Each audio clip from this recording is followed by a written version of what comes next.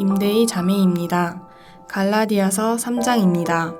어리석도다 갈라디아 사람들아, 예수 그리스도께서 십자가에 못 박히신 것이 너희 눈앞에 밝히 보이거늘 누가 너희를 꾀더냐. 내가 너희에게서 다만 이것을 알려 하노니 너희가 성령을 받은 것이 율법의 행위로냐 혹은 듣고 믿음으로냐. 너희가 이같이 어리석으냐. 성령으로 시작하였다가 이제는 육체로 마치겠느냐. 너희가 이같이 많은 괴로움을 헛되이 받았느냐 과연 헛되냐. 너희에게 성령을 주시고 너희 가운데서 능력을 행하시는 이의 일이 율법의 행위에서냐 혹은 듣고 믿음에서냐. 아브라함이 하나님을 믿음에 그것을 그에게 의로 정하셨다 함과 같으니라. 그런즉 믿음으로 말미암은 자들은 아브라함의 자손인 줄 알지어다. 또 하나님이 이방을 믿음으로 말미암아 의로 정하실 것을 성경이 미리 알고 먼저 아브라함에게 복음을 전하되 모든 이방인이 너로 말미암아 복을 받으리라 하였느니라. 그러므로 믿음으로 말미암은 자는 믿음이 있는 아브라함과 함께 복을 받느니라. 무릇 율법 행위에 속한 자들은 저주 아래에 있나니 기록된 바 누구든지 율법 책에 기록된 대로 모든 일을 항상 행하지 아니하는 자는 저주 아래에 있는 자라 하였음이라. 또 하나님 앞에서 아무도 율법으로 말미암아 의롭게 되지 못할 것이 분명하니 이는 의인은 믿음으로 살리라 하였음이라. 율법은 믿음에서 난 것이 아니니 율법을 행하는 자는 그 가운데서 살리라 하였느니라. 그리스도께서 우리를 위하여 저주를 받은 바 되사 율법의 저주에서 우리를 속량하셨으니 기록된 바 나무에 달린 자마다 저주 아래에 있는 자라 하였음이라. 이는 그리스도 예수 안에서 아브라함의 복이 이방인에게 미치게 하고 또 우리로 하여금 믿음으로 말미암아 성령의 약속을 받게 하려 함이라. 형제들아, 내가 사람의 예대로 말하노니 사람의 언약이라도 정한 후에는 아무도 패하거나 더하거나 하지 못하느니라. 이 약속들은 아브라함과 함께 그 자손에게 말씀하신 것인데 여럿을 가리켜 그 자손들이라 하지 아니하시고 오직 한 사람을 가리켜 내 자손이라 하셨으니 곧 그리스도라. 내가 이것을 말하노니 하나님께서 미리 정하신 언약을 430년 후에 생긴 율법이 폐기하지 못하고 그 약속을 헛되게 하지 못하리라. 만일 그 유업이 율법에게서 난 것이면 약속에서 난 것이 아니리라. 그러나 하나님이 약속으로 말미암아 아브라함에게 주신 것이라. 그런즉 율법은 무엇이냐? 범법함으로 더하여진 것이라. 천사들을 통하여 한 중보자의 손으로 베푸신 것인데 약속하신 자손이 오시기까지 있을 것이라. 그 중보자는 한편만 위한 자가 아니나 하나님은 한 분이시니라. 그러면 율법이 하나님의 약속들과 반대되는 것이냐? 결코 그럴 수 없느니라. 만일 능히 살게 하는 율법을 주셨더라면 의가 반드시 율법으로 말미암았으리라. 그러나 성경이 모든 것을 죄 아래에 가두었으니 이는 예수 그리스도를 믿음으로 말미암은 약속을 믿는 자들에게 주려 함이라. 믿음이 오기 전에 우리는 율법 아래에 매인 바 되고 계시될 믿음의 때까지 갇혔느니라. 이같이 율법이 우리를 그리스도께로 인도하는 초등교사가 되어 우리로 하여금 믿음으로 말미암아 의롭다함을 얻게 하려 함이라. 믿음이 온 후로는 우리가 초등교사 아래에 있지 아니하도다. 너희가 다 믿음으로 말미암아 그리스도 예수 안에서 하나님의 아들이 되었으니 누구든지 그리스도와 합하기 위하여 세례를 받은 자는 그리스도로 옷 입었느니라. 너희는 유대인이나 헬라인이나 종이나 자유인이나 남자나 여자나 다 그리스도 예수 안에서 하나이니라. 너희가 그리스도의 것이면 곧 아브라함의 자손이요 약속대로 유업을 이을 자니라. 하늘에 계신 우리 아버지여, 이름이 거룩히 여김을 받으시오며 나라가 임하옵시며 뜻이 하늘에서 이룬 것 같이 땅에서도 이루어지이다. 오늘날 우리에게 일용할 양식을 주옵시고 우리가 우리에게 죄 지은 자를 사하여 준 것 같이 우리 죄를 사하여 주옵시고 우리를 시험에 들게 하지 마옵시고 다만 악에서 구하옵소서. 대개 나라와 권세와 영광이 아버지께 영원히 싸움나이다. 아멘.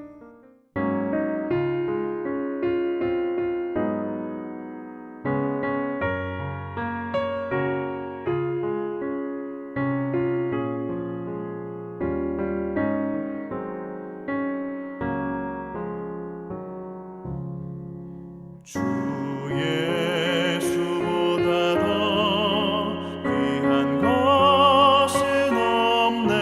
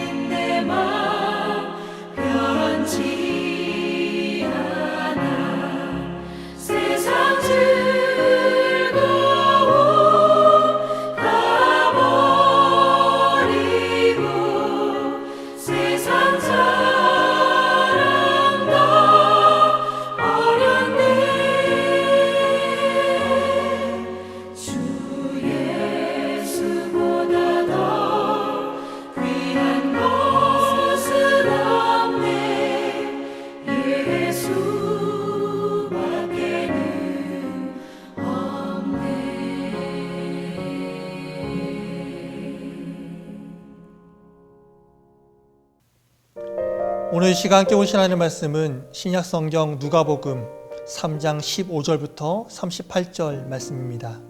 신약 92쪽에 있습니다. 제가 누가복음 3장 15절부터 17절까지만 봉독해 드리겠습니다.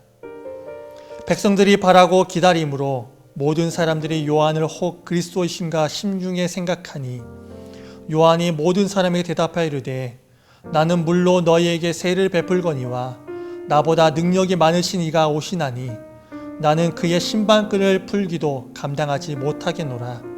그는 성령과 불로 너희에게 세를 베푸실 것이요 손에 키를 들고 자기의 타작마당을 정하게 하사 알곡은 모아 곡간에 들이고 죽정이는 꺼지지 않는 불에 태우시리라.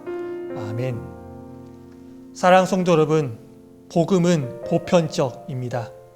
복음이 보편적이라는 것은 복음이 이스라엘이라고 하는 한 백성, 한 나라에만 국한된 것이 아니라 온 인류를 위한 것이다 라는 뜻입니다.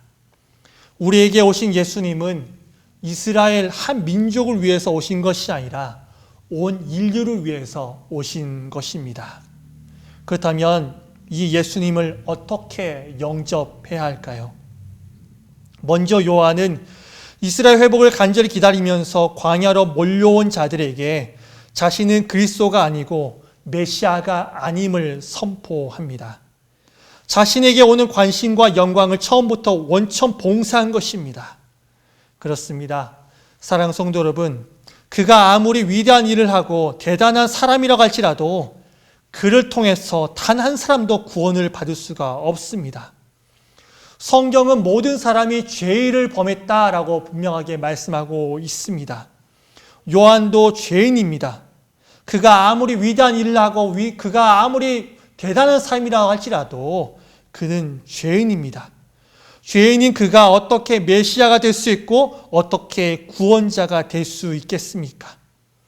요한은 자신이 어떠한 자인가라는 것을 분명하게 알고 있었습니다. 자신은 메시아의 길을 예비하는 광야에 외치는 소리임을, 그것이 자신의 사명이고 그것이 자신의 임무임을 분명히 알고 있었습니다.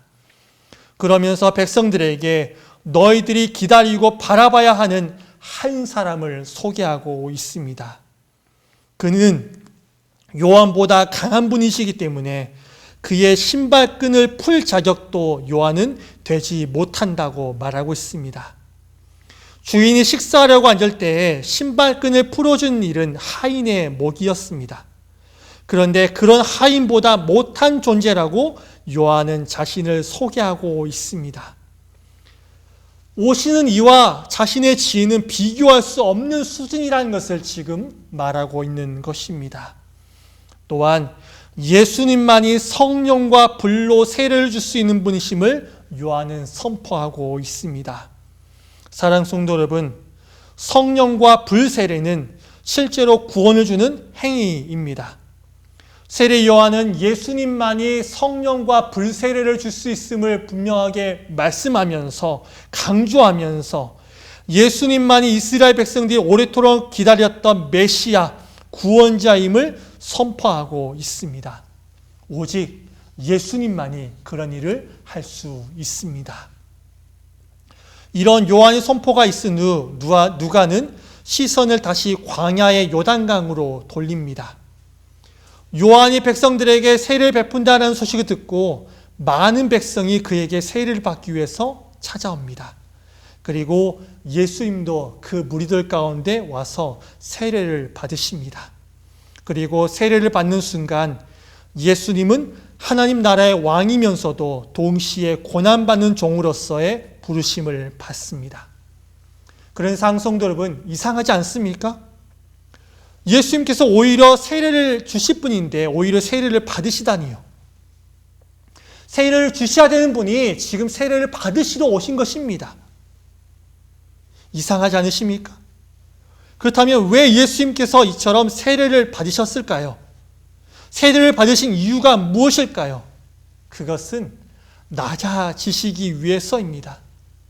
죄인된 우리와 같이 낮아지시기 위해서 예수님께서는 세례를 받으신 것입니다. 사랑하는 성도 여러분, 세상의 종교를 보십시오. 모두 공통적으로 높아지려고 하는 원리를 가지고 있습니다. 사람이 사람 이상의 존재로 높아지려고 돌을 닦고 수양을 합니다. 불교를 보십시오.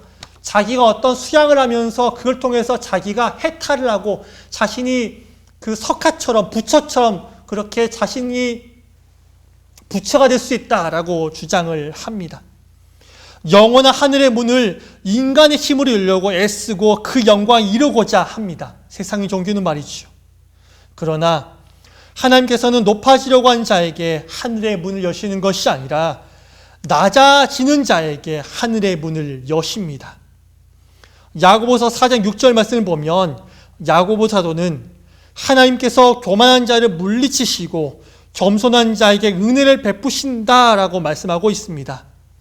예수님처럼 자기를 낮추고 하나님 앞에서 늘 겸손한 자로 살 때 하늘의 문이 열린 사실을 분명히 기억하면서 우리도 예수님처럼 자기를 낮추고 하나님 앞에서 늘 겸손한 자로 살기를 간절히 축원합니다. 그 이어서 누가는 예수님의 족보를 언급하고 있습니다. 마태복음에도 보시면 예수님의 족보가 소개되고 있습니다. 그런데 마태복음과 누가복음의 족보에는 차이가 있습니다. 마태는 예수를 구약에 예언된 이 메시아임을 강조하기 위해서 족보를 소개하고 있지만 누가복음은 예수님부터 시작하여서 인류의 시조인 아담과 창조주 하나님에게까지 거슬러 올라가고 있음을 우리는 볼 수 있습니다. 이는 예수님이 유대인뿐 아니라 전 인류를 죄에서 구원하실 메시아이심을 강조하기 위함이며, 또한 예수를 첫 사람인 아담과 비교하여서 둘째 아담으로 나타내기 위함이었습니다. 첫째 아담의 불순종을 말미암아 이 세상에 죄가 들어와서 모든 인류가 사망 가운데 처하게 되었지만, 둘째 아담 되시는 예수 그리스도께서 오셔서 온 인류를 죄와 사망 가운데서 구속하실 것임을 보여주고자 한 것입니다. 말씀을 정리합니다. 사랑하는 성도 여러분, 온 인류를 구원하실 분은 오직 예수 그리스도밖에 없습니다. 그리고 그 역할을 감당할 사람은, 대신할 사람은 그 누구도 없습니다. 그 누구도 그 사명을, 그 역할을 감당할 수가 없습니다. 세례 요한이 아무리 위대해도 그 역할을 감당할 수 없습니다. 그는 단지 메시아 예수님의 오시기를 예비한 역할만을 감당했을 뿐입니다. 예수님만이 모든 시대에 모든 사람을 위한 메시아이십니다. 또한 본문 말씀을 통해서 그가 완전한 인간인 동시에 또한 하나님의 아들이심을 증거하고 있습니다. 이는 그가 하나님과 사람 사이에 완전한 중보자이자 유일한 중보자가 되심을 증거해 주고 있습니다. 그렇습니다. 사랑하는 성도 여러분, 우리는 예수 그리스도를 통해서만 하나님과의 관계를 회복하고 구원에 이를 수가 있습니다. 이것을 분명히 알고 온 인류의 유일한 구원자 예수 그리스도만을 의지하고 그분만을 믿음으로 그 안에 머물러 있는 자들이 다 되시기를 주님으로 간절히 축원합니다. 기도하겠습니다. 하나님 아버지, 아무런 소망이 없는 우리들에게 예수 그리스도를 보내주심을 감사합니다. 온 인류를 구원할 분, 그분은 오직 예수 그리스도임을 우리가 고백합니다. 그 역할을 대신할 분도, 그 누구도 그 역할을 감당할 수도 없음을 우리가 분명하게 압니다. 아버지 하나님, 온 인류 가운데 온 인류를 구원하시기 위해서 오신 예수 그리스도, 우리가 온전하게 믿고 온전하게 의지하게 하여 주시옵소서. 그리고 또한 온 인류의 유일한 구원자 되시는 예수 그리스도, 우리만 아는 자들이 아니라 그 예수 그리스도를 온 백성에게, 온 세계에 전파하는, 이웃에게 전파하는 우리가 되게 하여 주시옵소서. 예수님만 의지하고 그분만을 믿음으로 그 안에서 머물러 살아서 모두 다 승리하는 그런 인생, 그런 삶 살게 하여 주시옵소서. 감사드리며 예수님의 이름으로 기도합니다. 아멘.